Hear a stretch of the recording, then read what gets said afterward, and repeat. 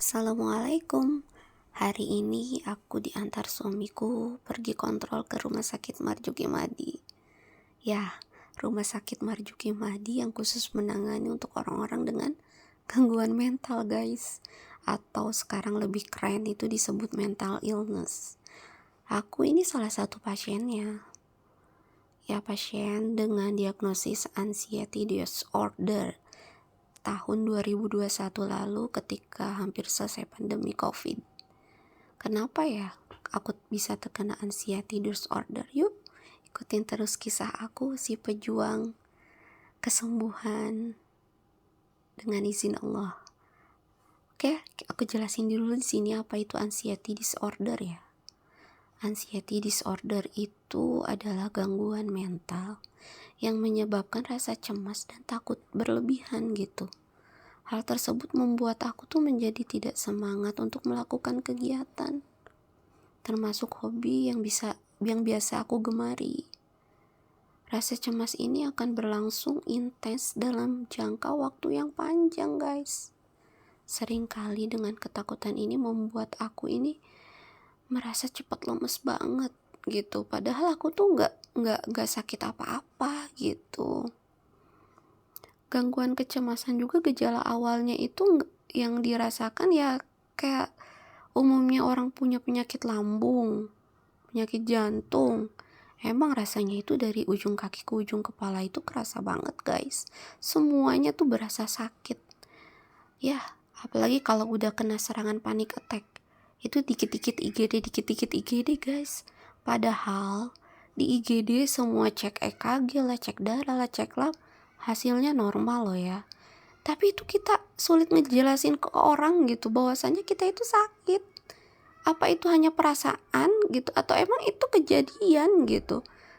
Jadi memang kita ngerasain sakit, tapi hasil labnya atau semuanya tuh normal gitu.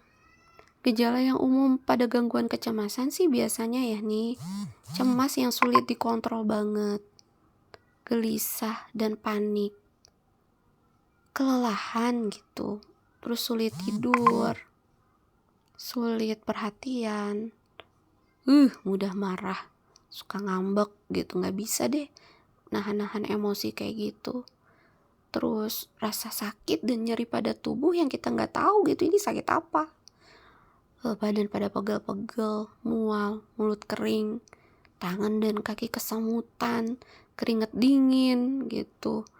Sampai badan kita tuh seperti berada di atas perahu feeling boat gitu. Kelayangan gak jelas, dan yang paling menakutkan itu kita punya perasaan bahwasanya besok gue mati nih gitu. Kayaknya gue mati deh. Dan takut banget ngerasain rasanya kematian, padahal itu belum tentu terjadi gitu.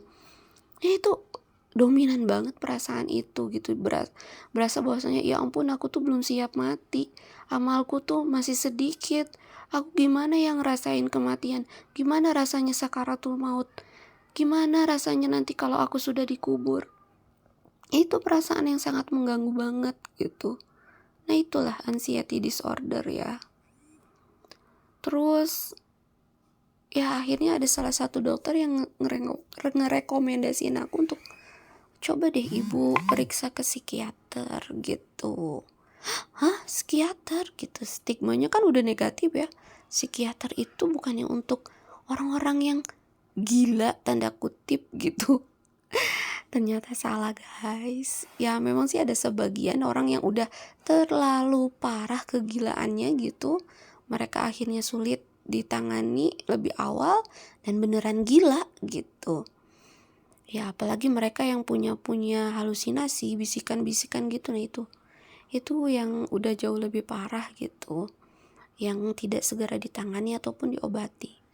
Ya aku 4 tahun ngejalanin ini, minum obat setiap hari yang tadinya 8 butir, alhamdulillah sekarang tinggal setengah aja, setengah butir gitu yang aku minum, guys.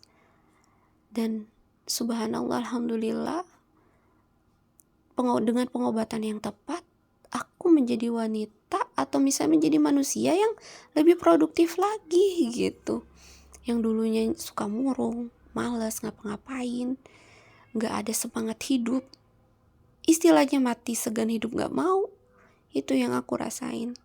Tapi setelah 4 tahun aku berobat gitu, itu banyak banget perubahan.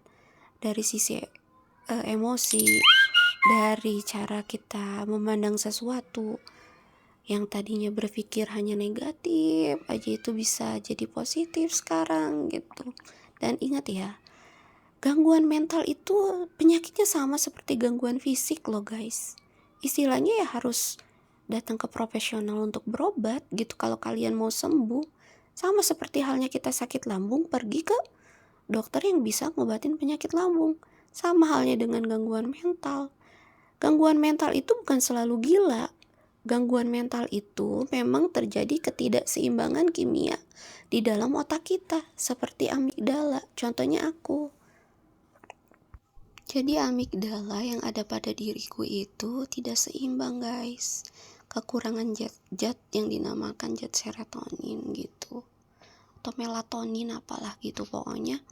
Amigdala aku itu error. Jadi seperti alarm mobil ya, ketika disentuh kan itu bunyi. Nah aku ketika tidak disentuh pun alarmnya bunyi, artinya error gitu. Itu dikarenakan terlalu banyak beban pikiran atau kecemasan yang berlebih gitu, yang kita tidak tahu gitu kenapa bisa seperti itu. Nah itu yang dinamakan dengan gangguan kesehatan mental ya. Jadi nggak mesti harus orang gila. Justru kalau misalnya penyakit yang kayak gini kita diemin, kita biarin, karena orang berpikir kalau pergi ke psikiater itu pasti dianggap stigmanya jelek sama masyarakat, karena dia itu salah satu pasien psikiater gitu.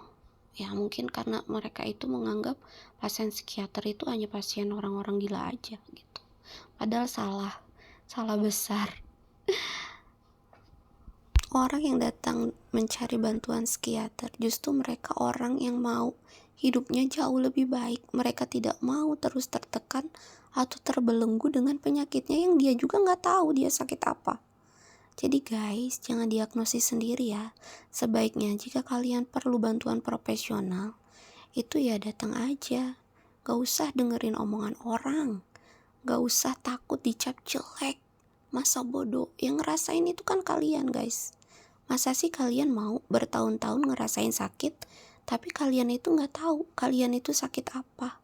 Masa sih kalian itu bad mood terus setiap hari, ngerasain emosi yang meledak-ledak, sedangkan itu hanya untuk hal-hal yang kecil aja? Masa sih pikiran kalian mau dihinggapi dengan semua hal yang positif aja gitu bisa dianggap negatif terus? Lah aku mah gak mau gitu. Makanya ketika direkomendasiin kamu harus konsul ke psikiater, aku besoknya langsung pergi ke psikiater. Dan bener dong, dengan pengobatan yang sesuai, 4 tahun yang aku jalani ini banyak sekali perubahan dalam hidupku yang Masya Allah aku syukuri. Aku justru bersyukur, Alhamdulillah aku ditemukan atas izin Allah, atas rahmat Allah, atas kasih sayang Allah. Aku dipertemukan dengan psikiater sehingga aku berubah menjadi manusia yang tidak seperti dulu gitu. Aku tidak merasakan sakit yang aneh-aneh lagi di dalam tubuhku gitu. Pikiranku juga bisa lebih tenang gitu. Orang tuh beranggapan, ih aku takut minum obat karena ketergantungan. It's okay guys, tenang. Aku dulu itu 8 obat loh yang harus aku minum. Dan aku sekarang tinggal setengah, 2,5 ml aja yang aku minum, 1 obat. Dan alhamdulillah aku bisa lepas pelan-pelan. Dan aku tidak merasa ketergantungan sama sekali. Karena dokter pun memberikan obat itu ya sesuai dengan dosis. Kecuali kalau kita nih misalnya disuruh minum obat 1 tablet, kita minum 4 atau 5 tablet, ya jelaslah itu penyalahgunaan obat namanya. Jika misalnya sesuai dengan anjuran dokter, kita minumnya teratur, insya Allah gak apa-apa ya guys. Jadi kalian itu yang ngerasa, banyak sih orang yang ngerasa gejala-gejala itu, tapi mereka tuh gak sadar kalau mereka itu sebenarnya terkena anxiety disorder atau mungkin depresi loh. Karena ini kebanyakan yang ngalamin hal ini tuh perempuan gitu. Mereka tuh gak sadar dengan tekanan hidup yang bertubi-tubi yang mereka jalani, dengan semua masalah yang mereka hadapi gitu. Mereka tuh gak sadar kalau mereka itu sebenarnya sedang sakit, tapi mereka terlihat baik-baik saja dan merasa dirinya baik-baik saja. Hati-hati jika kalian udah ngalamin hal yang sama seperti yang aku rasain, lebih baik kalian pergi deh ke profesional. Gak usah khawatir, gak usah takut. Insya Allah kalian dapat solusinya daripada kalian hidupnya jadi gak produktif gitu. Ini sih pengalaman aku aja ya guys ya.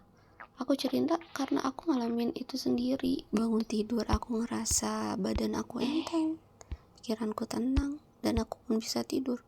Kalau dulu yang namanya tidur itu pasti lebih dari jam 2, jam 3 aku tuh baru ngerasain enaknya tidur guys. Dan itu hanya 1-2 jam berlangsung lama gitu.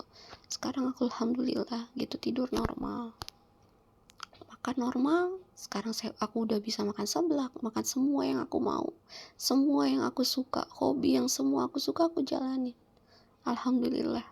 Jadi jika kalian yang masih ragu karena omongan orang dan stigma orang, yang ngerasain tuh kamu, bukan orang. Yang berubah menjadi lebih baik pun kamu, bukan orang. Justru ketika kamu gila beneran, mereka yang berkata itu baru sadar dan menyesal. Kenapa gak dari dulu kamu itu diobati? Itu